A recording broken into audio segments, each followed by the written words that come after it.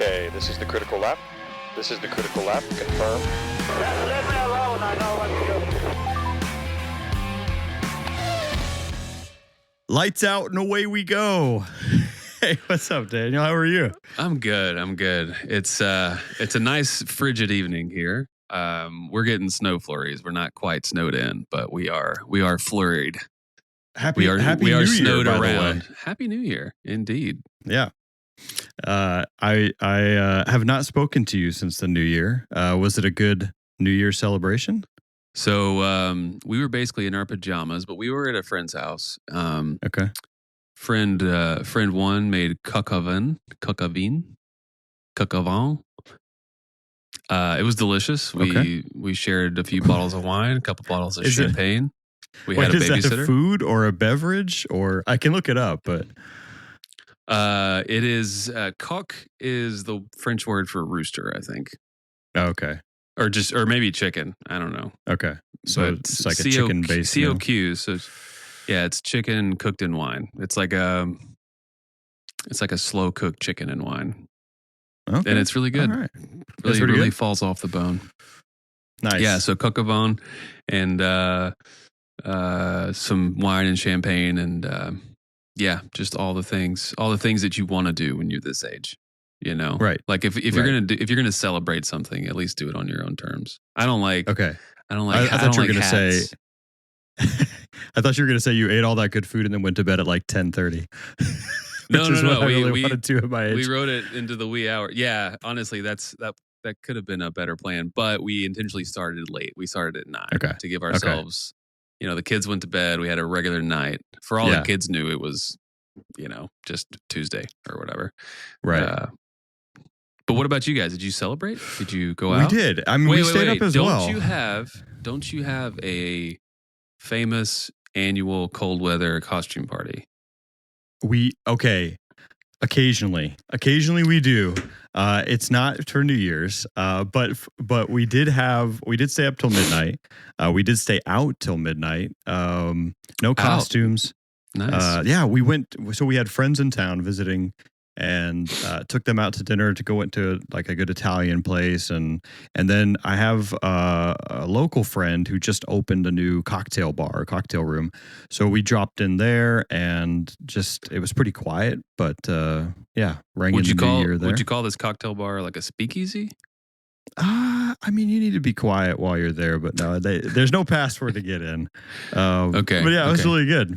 Awesome. So we just kind of had a quiet night, relaxing night, and now we're back. And right as we come to the end of the holiday season, and we get ready to send the kids back to school and really get back and get going, we get snowed in. I'm in the Midwest, so we are socked in with snow everywhere. I think we clocked in close to 10, 12 inches, somewhere around there. Whoa. So we got slammed just in time for them to send an email and say, "Hey, we're not going to start until Wednesday," is the hope. So yeah. Are your drivers in training, your test drivers, are they happy about this? Do they want to be home more days? Or are they like Test itching to get back? drivers, I mean, they think they're happy because there's snow. So there's that initial, like, we want to go outside and like play and sled and do all this stuff. So they went out to sled. I made a deal that I would pay my oldest test driver to shovel the driveway. He got maybe like 20 feet in and decided that'll do it. So, Yeah. but no, they're still having a good time. We did get our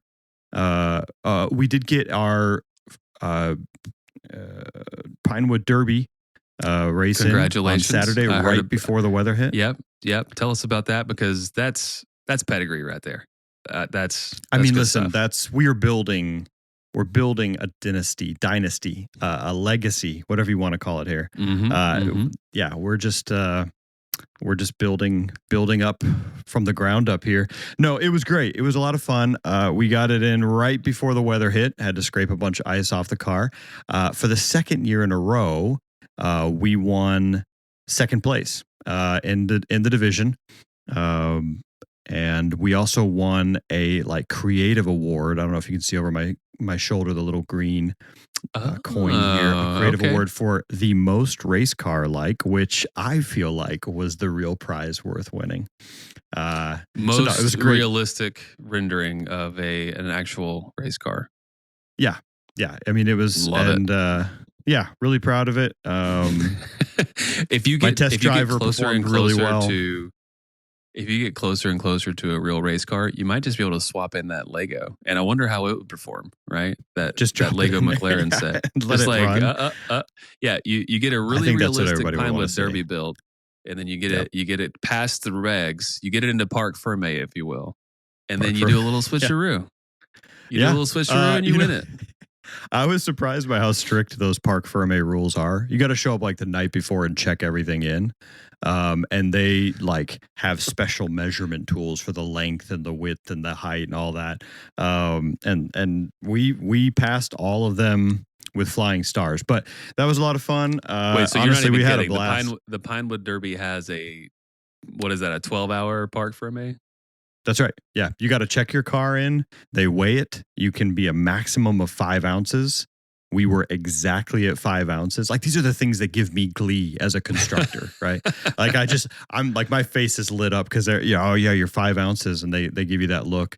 5 ounces, exactly to specifications. We got 64%. Yes, I do know. 64% of the weight of the entire car was in the back end of it, which if you're into Pinewood Derby stuff, it's important where you put the weight. Mm-hmm. So anyway, it was, we had a blast. The drivers loved it, had a good time.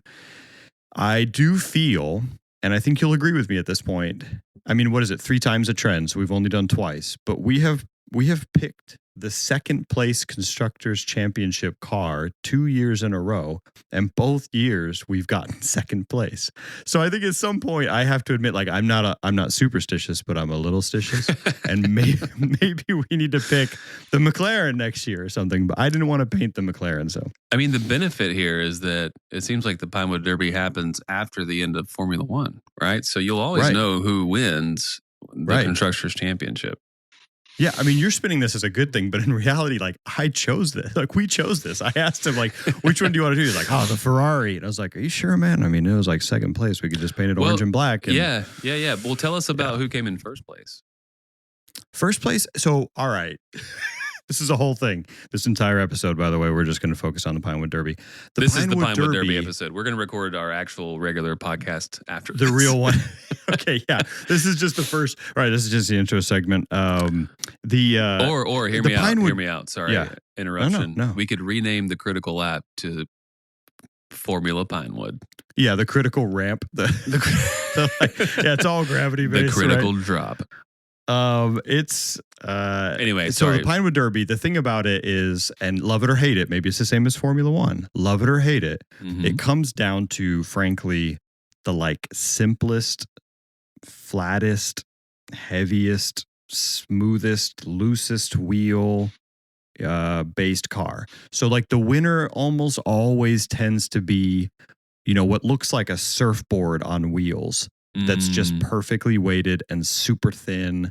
So there's like no air, there's no friction. It's just, now it might just be red or black or something simple. It's not going to be like an interesting design. So every year I kind of ask the drivers, hey, boys, you guys want to do a really competitive one, or do you want to just do like a fun one? So this year we ended up doing a Tesla Cybertruck and the SF24, which I prefer. I'm happy, but it's not my car. So anyway, so it's tough to. But the Tesla Cybertruck, I feel like if it went backwards, it might have that nice surfboard wedge, you know. But and then in retrospect, the weights. I think we should have sent it down backwards. Well, we did put a sweet LED light on the bottom to make it glow from underneath. Again, in retrospect, I wish we'd put an orange one on the back with like some tissue paper and had it sort of flaming down. Probably too soon. Anyway, so that's the that's the big update on. I had an explosion joke ready to go, and I was like, I mean, we're just not going to do that one. Hold that one and make sure we're good to go. Yeah, so that was the Pinewood Derby. Big weekend, surviving the snow. I've got my my Postal Service hat on in honor of the no matter what, the come sleet, come rain, come snow, whatever it is, we deliver. So here we are. Unlike Formula One Belgium 2022. You know what I'm saying?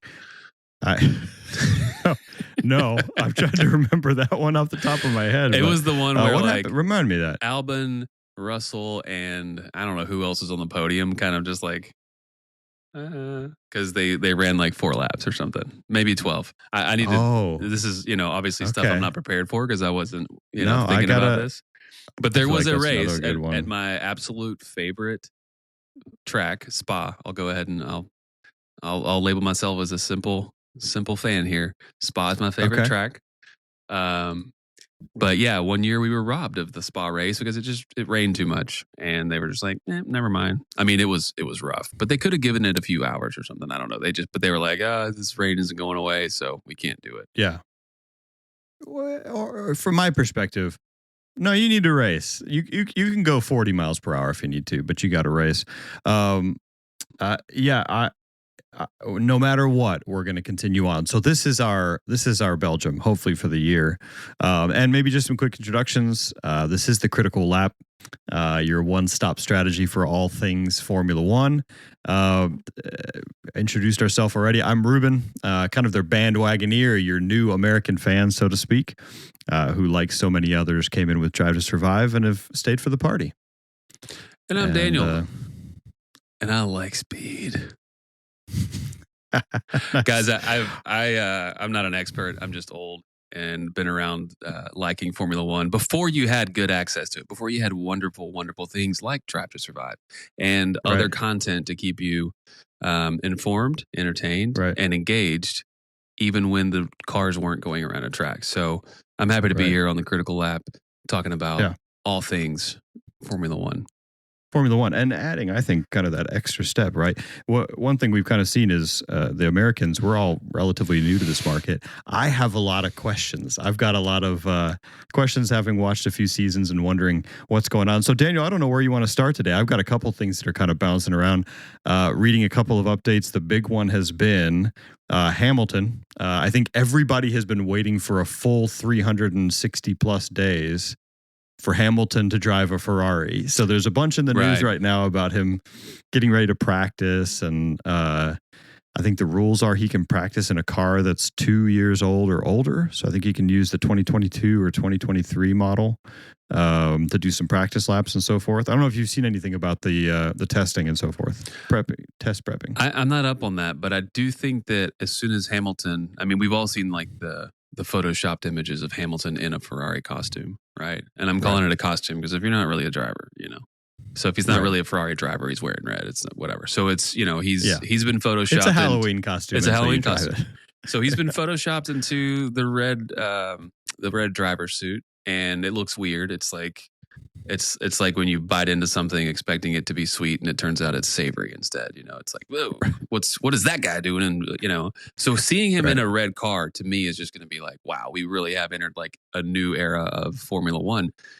Also, I feel like it's going to be like lightning striking. I know there's just some like, I don't know. The last time we had a driver of this caliber, not to say anything bad about Leclerc or Sainz, but the last time we had a driver like this in a Ferrari, it was Michael Schumacher. Oh, that's true. Yeah. I mean, it has been a while, right? 15, 16 years? Yeah. Since the Ferraris were competitive? Oh, yeah, at least. I mean, you might argue that Sebastian Vettel was, a big name to step into the Ferrari, but Vettel's 4 years of excellence at Red Bull ain't got nothing on Hamilton's multiple team world championship status, right?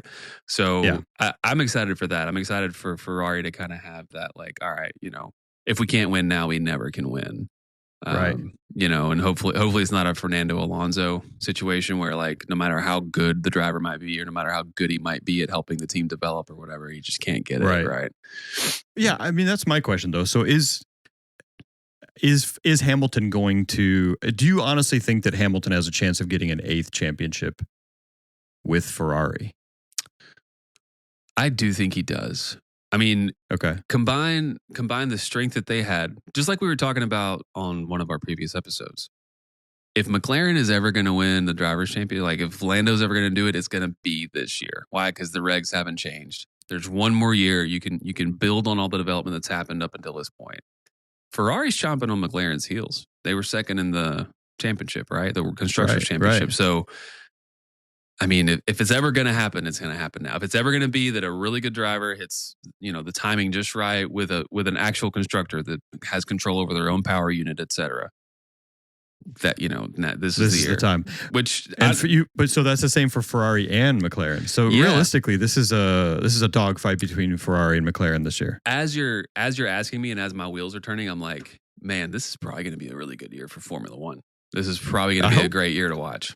Yeah, I mean, this past year was really good, and that was with Red Bull getting a huge head start, right? And we still ended up with a 2 almost 3-way competition for the constructors championship, and then on the driver's side, I guess my big question though, is Hamilton that much better than Sainz? Because arguably you had Leclerc, Sainz, Norris, Piastri. These are 4 out of the top, 8, 9 drivers in the field already in those seats, already in top performing cars. Does it get that much better for Hamilton switching over to Ferrari? There's like magic. I don't know. I hate to not get technical with an answer here. Sainz is an excellent driver. I love Sainz. Honestly, I was pulling for him to do much better than Williams. I'll just say it. Williams is not a great spot to land if you're a driver. Right. If you're a veteran driver. I don't know, but I feel like, are the Ferrari engineers, are the Ferrari pit crew, are the Ferrari insert portion of the team as excited to build and work and develop for Sainz as they are for Hamilton? So to me, dropping somebody like Hamilton, Schumacher, whoever onto a team like that, or any team, that's got to give them like an extra, like maybe it's a 1% margin, maybe it's a 5% margin, but to me, the hype can actually do it. This is sport after all, right? We've given you everything you can want, right? Short of Verstappen to win a championship. Right? Yeah. Speaking of Verstappen here, I mean, as the wheels are turning, I'm just like, man, a lot of competitive cars, a really aggressive driver with like less to prove, but like, hey, he's at Red Bull. Why not stack another one, right? Man, I think it's going to be a good year. Now that I'm thinking about it, I'm getting excited. I'm getting so excited. I mean, because Verstappen is not out of it, and Red Bull will come back strong. I mean, notwithstanding some 2022 situation where they come back like, Mercedes or something with a big issue, but 2022 was a regulation change. So I think you're right in the sense that they're all working with a couple of years of experience now with these cars. Mm-hmm. And Verstappen's going to come back and he's got to know too, maybe they have a great car in 2026, but maybe they don't. And maybe this is his last year with Red Bull to clock in that 5th championship, before he's got to make a change at some point. So I don't know, make hay while the sun shines, I guess. It's going to be a good year. It's definitely going to be a lot of good competition. Love it. Can't wait. Yeah. I've been keeping up on Ferrari and Hamilton, because like you said, it's really strange to see him in that red outfit. And I've only been here for a little while, but he should be wearing black, silver, bright green, or bright purple, right? Like those are Hamilton's colors. Yep. The red is unusual. Yep. Did you hear, by the way, it was like Nico Rosberg had a comment like a week or two ago. And it was like, I don't know who interviewed him, but he just said, Hamilton wearing that red outfit on his last race at Abu Dhabi. I don't know if you saw that. Like Hamilton showed up in all red. Yeah. Mm-hmm. He's like, oh, that was really inappropriate. Like, it's just not appropriate to like come to your last race. This is an early quick reaction. Daniel, is it appropriate for Hamilton to wear all red on his last race with Ferrari? I'm sorry, Mercedes before switching to Ferrari?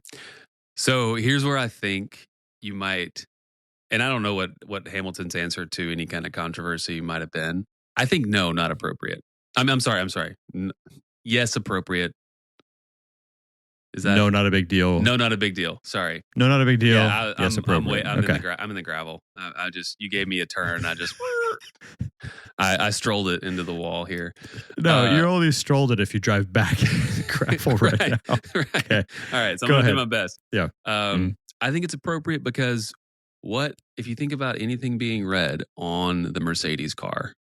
There is red on the Mercedes car. And you're right. It commemorates Niki Lauda. So to me, and so if I'm Hamilton and I'm trying to be cheeky, but like all the haters come at me, I need a response. It's just, hey, I'm doing it for Niki. I'm doing it for Niki Lauda.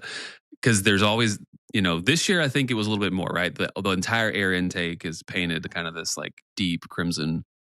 And it's not Ferrari red, obviously, but it's like it stands out. And I think last year, and I think maybe last year and this year, there's one Mercedes little 3-pronged star painted into that like banner of, insignia on the side of the car. There's one that's red. Niki Lauda's known for that red hat. Not an American politics red hat, but like just a Niki Lauda red hat. So I would say that if I'm Hamilton, I'm saying it's appropriate because me and Niki were tight, and this is for him. Supposedly, and I don't know how many times or how many different like sources I've seen this from. Supposedly, Niki had a big influence on Hamilton going from McLaren to Mercedes when the offer was put in front of him. Right. So. Right. Well, and this brings up another one of my favorite topics that I do want to get into at some point is Helmut Marko, but I think he's just the Niki Lauda of Red Bull, and Niki Lauda was that. Anyways, we'll get into that some other day. I wondered about that red star and the red. I told you last year, the test driver, my oldest test driver, he tried the Mercedes, whatever it was, W14, and it had the little red, and I had no idea why. I thought, maybe this is some. Wow, so his Pinewood Derby had the red from the Niki Lauda commemoration on it. Yeah, man, I love that. I just gave him a picture and had him, go for it. Wow. I don't know if you saw. This is also random, but I was reading an article about Hamilton's testing and so forth. Did you know that he's on LinkedIn and like posting actively? You can follow Lewis Hamilton, the entrepreneur, on LinkedIn. Hey, Chris, if you're listening, you might want to cut this part out because I'm about to be clicky clacking looking for Lewis Hamilton on LinkedIn. We're about to be. You gotta.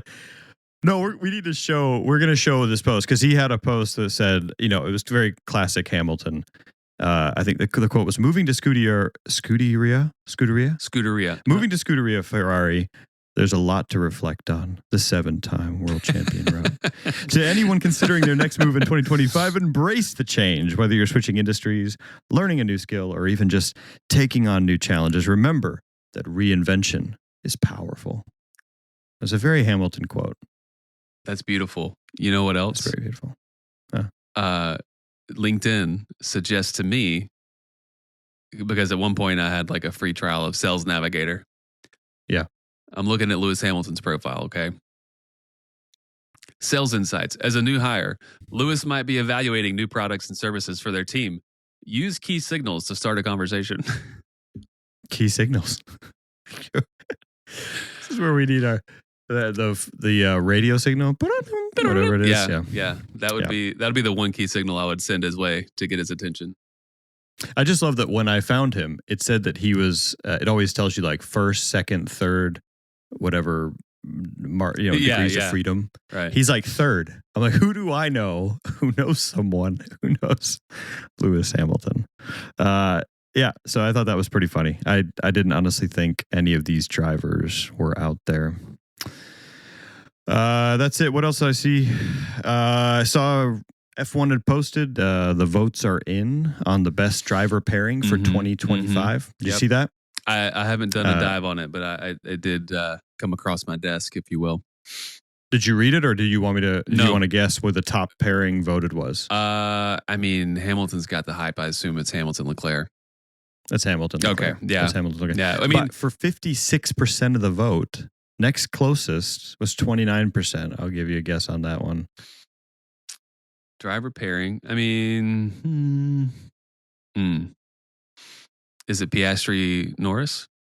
It's Norris Piastri. Okay. Yeah. Yeah, Wow. that makes sense. It's interesting you ordered them that way, Daniel.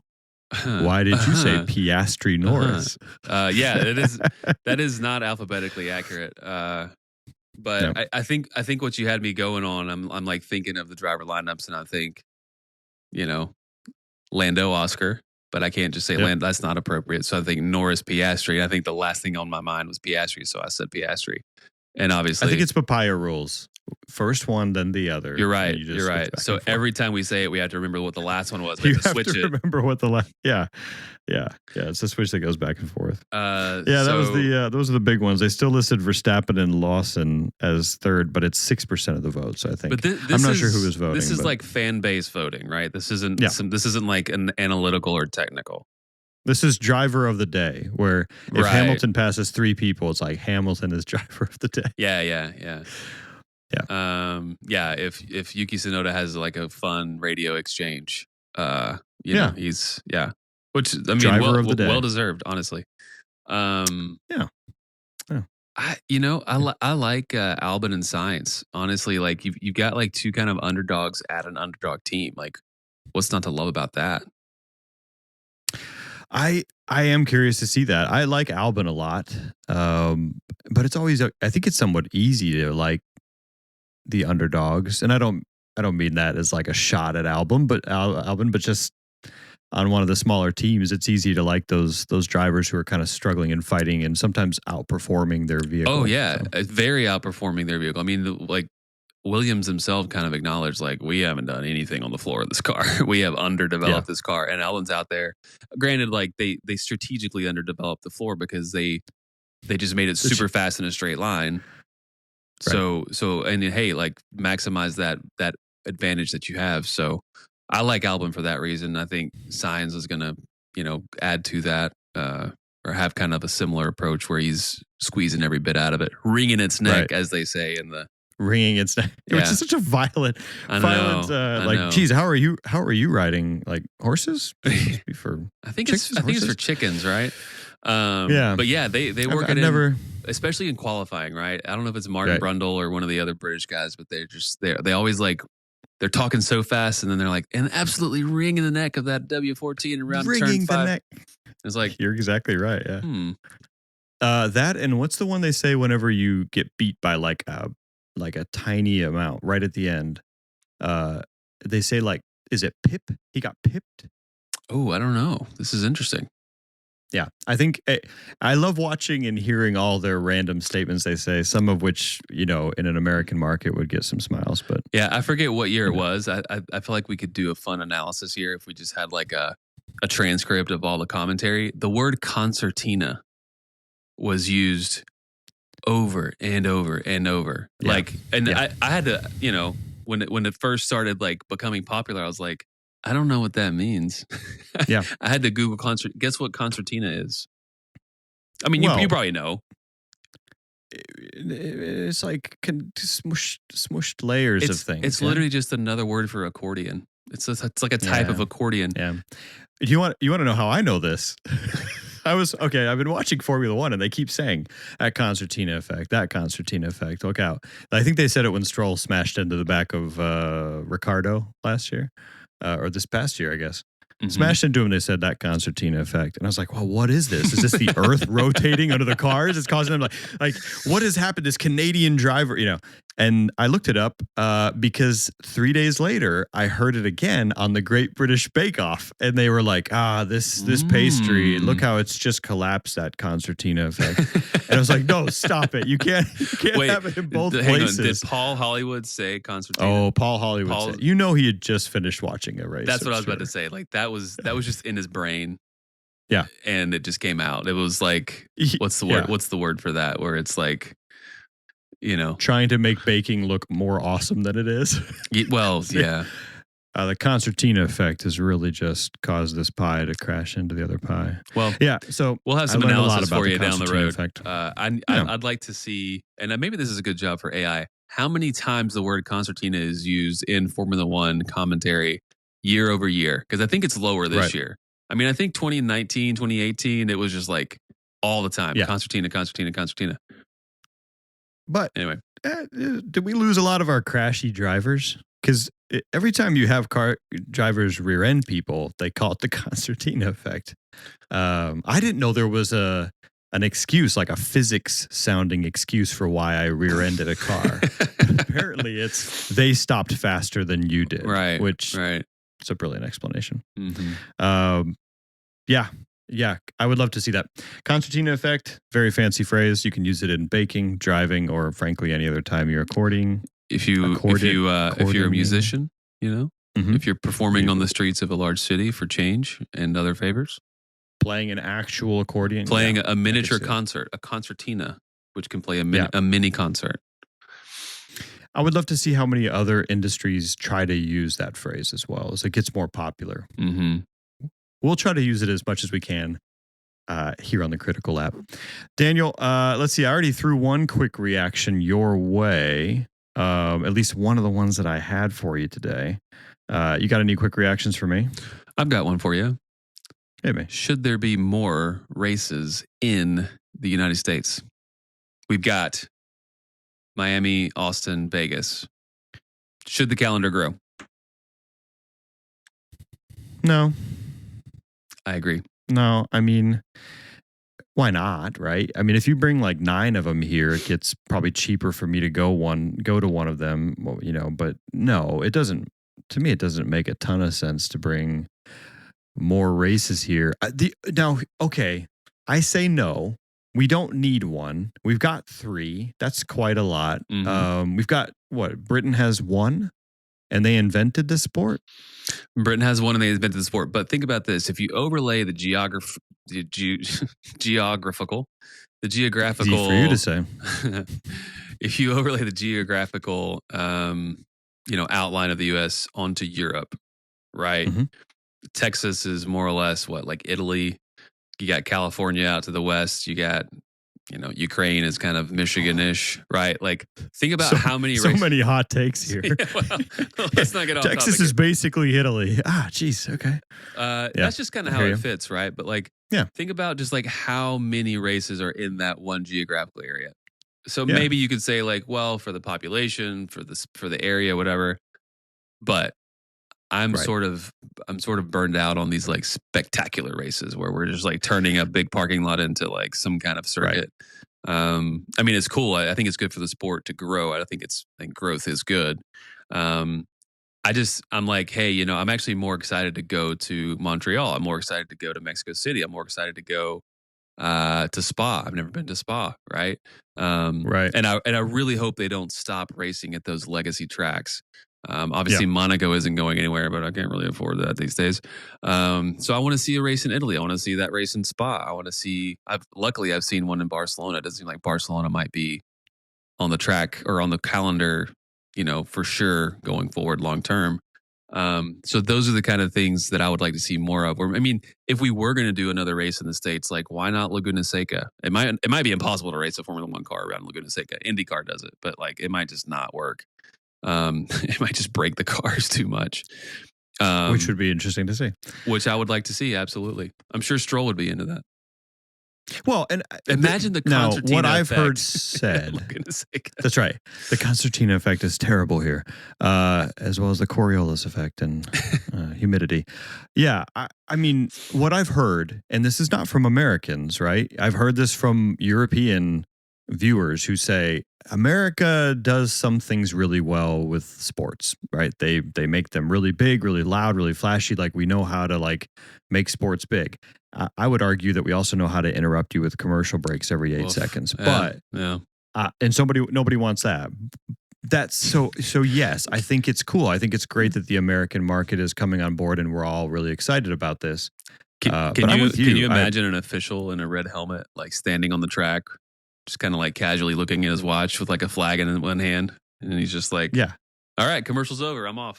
Commercial's over. And then the cars are they're all concertinaed up, waiting on him to get off the track, and they're okay, off to the races. Some people are going to think we have a bet going on how many times we can each say concertina in this one, but you've said concertina far many more times than I've said concertina. concertina.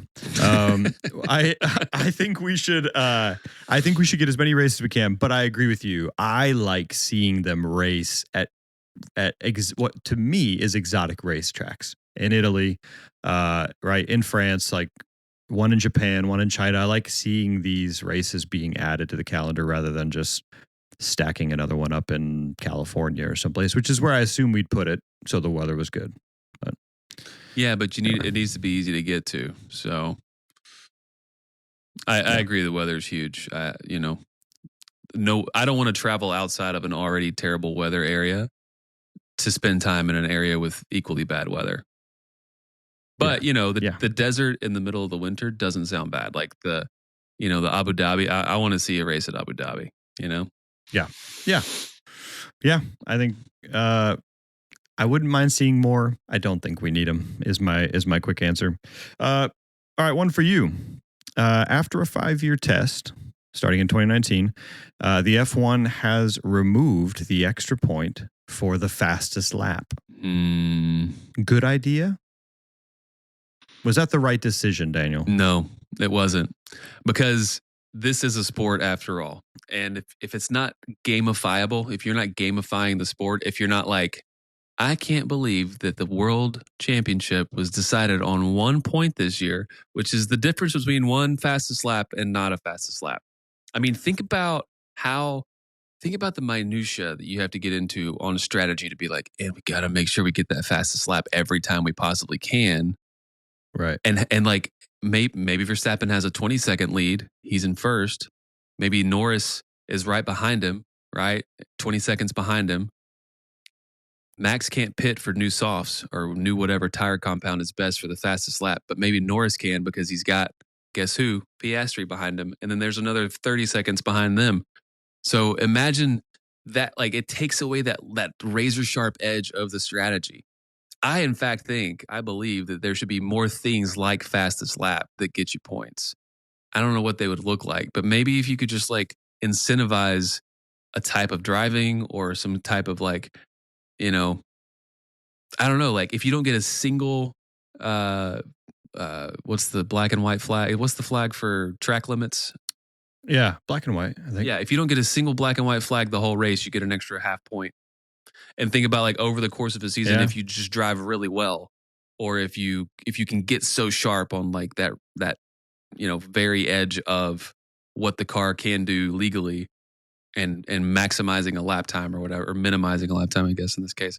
If you could just accumulate points that way, then like we're actually rewarding driver for skill and not for pushing the envelope. So I honestly, like, where are some of those? What are some other things that you can do to gamify it? That's what I say. Don't take away the ability to like, Yeah, I agree with you. Actually, I like the fastest lap. Now, from my perspective, the fastest lap should be worth like 5 points.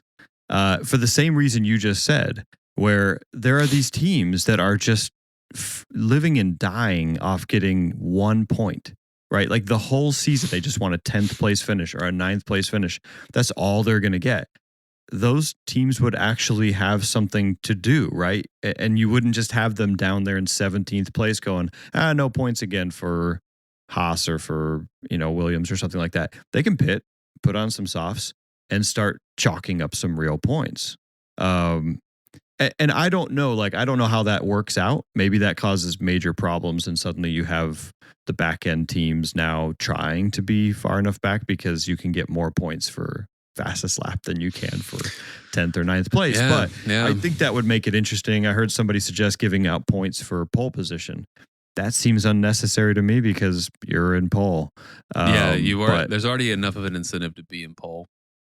Right. Which is points, which is the points you can get if you actually capitalize on it. But I would love to see them do most overtakes. Right, somebody passes 7 cars and they finish 11th. Exactly, and you're like, but that's a lot of cars to pass. That should be worth something. Okay, so all right, so here's my next quick reaction for you. Should they award points all the way down to the last place on the grid? Yes, I agree. Well, because here's the thing. They don't, if you get the fastest lap and you're in 17th, you just stole it from somebody who could have gotten a point, right?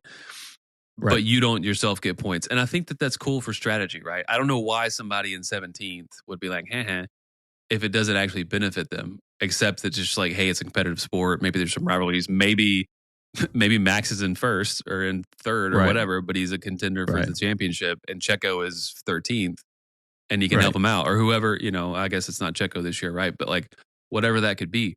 But what if you have a team that's not like? What if you have an Alpine who turns the corner at race 6 or 7, right? And then can suddenly come out with something that's like revolutionary that they can be top 5 consistently. You've robbed them of the ability to build any kind of, they're not getting rewarded for having any competitiveness those first 6 or whatever races, right? This year, obviously, they didn't turn the corner until almost the very end, and they finally started kind of competing or performing a little bit. But I mean, what about those teams? Like, why is it just like dry bones from 11th to 20th, right? Well, and my big problem is every now and then you have one of those teams, they qualify pretty well, like 13th place or something, and then it's raining and like 6 cars crash. So they go blowing past all of them and they score 6 points or 8 points or something. And now they're like 7th in the Constructors' Championship because of one race and a bunch of crashes.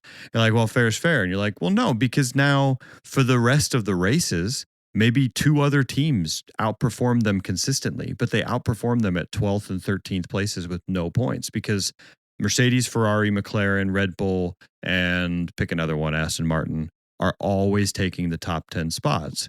So then for the rest of the season, you've just got one person holding 7th or 8th place in the Constructors' Championship because, there's no more rain and they don't get lucky. That to me feels like Alpine did that this year, frankly. Like the 2 of them, they started performing a lot better, but the 2 of them finished 2nd and 3rd in a heavy rain out race.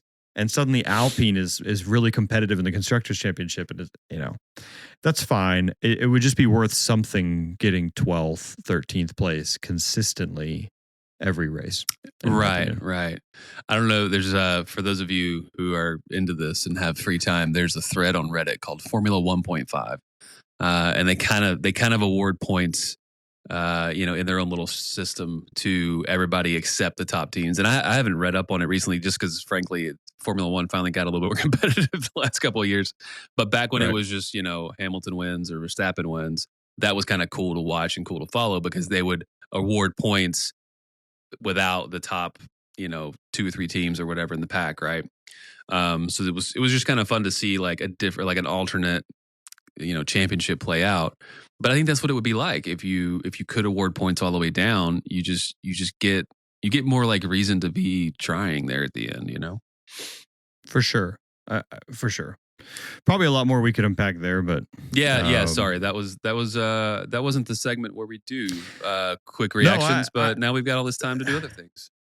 No, I think it's a great question. I'd love to talk through that more. If for no other reason, then there was an interesting dynamic this past season that let's unpack next time, which was Williams running out of parts effectively. Yeah. And I think there's some nasty implications for being down at the bottom where you can't really get any points. You're struggling to get any points, but you've got good drivers and you're generally producing good results, but you're not one of the top 5 or 6 teams.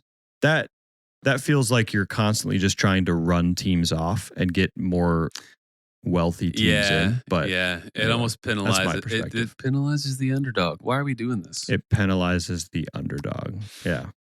Well, that's probably I probably ought to call it there. We'll kind of wrap up for today, unless you have any other quick reactions for me.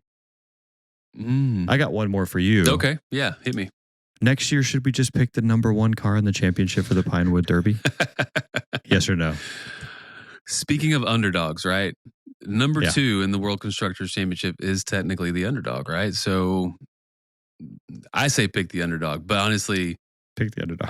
Honestly, 2 years is a good run for the underdog, placing second. I think you should. I think you should go for glory. I think you should pick. Yeah. And I hope it's a really cool, non-blue, non-black, non-red car. Yeah. orange or green. Orange or green. That would be an wouldn't awesome. That be a hot take? That would be a great It's Pinewood Derby livery. It's the steak Sauber green car. Well, I think that's it. I think that's the checkered flag, Daniel. All right, checkered flag. You're good? Thanks for racing. All right. Well, thanks again for joining us on the Critical Lap. Please remember to like, subscribe, leave a comment or a review. Everything helps. And thanks for joining us today. We'll see you next time. See you later.